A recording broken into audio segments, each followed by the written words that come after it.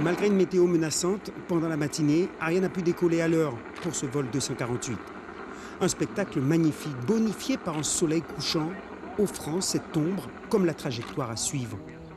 34 minutes plus tard, les 2 satellites de télécommunication sont à bon port. Après 2 mois d'arrêt, l'activité repart de plus belle afin d'atteindre les 12 lancements en fin d'année.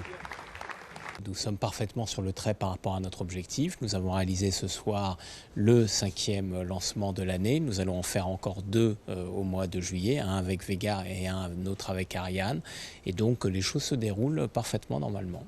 Reste l'aspect social, toujours marqué par l'inquiétude des syndicats face à la réduction des effectifs liés au renouvellement des contrats entre Arianespace et les industriels de la base.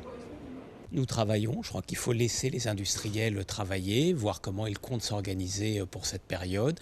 Et quand les choses auront toute la maturité nécessaire, nous reviendrons dans le cadre du dialogue social. Nous sommes très soucieux du dialogue social sur la base. Il y a par ailleurs un cadre qui est la convention de site que nous respectons pleinement. Nous sommes tout à fait dans cet exercice. Et encore une fois, quand les industriels auront affiné leur copie, il y aura à ce moment-là un partage avec les salariés et les syndicats sur la base.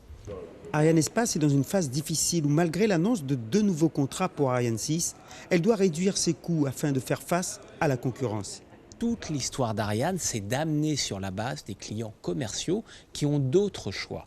Et un client commercial, il vient en fonction de 3 critères. Est-ce que le lanceur est fiable ?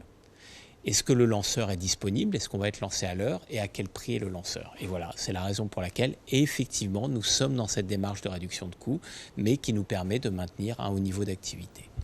D'ici la fin de l'année, 6 à 7 lanceurs devraient décoller du centre spatial guyanais. Reste à savoir combien de contrats seront signés dans le même temps. Suivez l'info sur Guyana Première, télé, radio et Internet.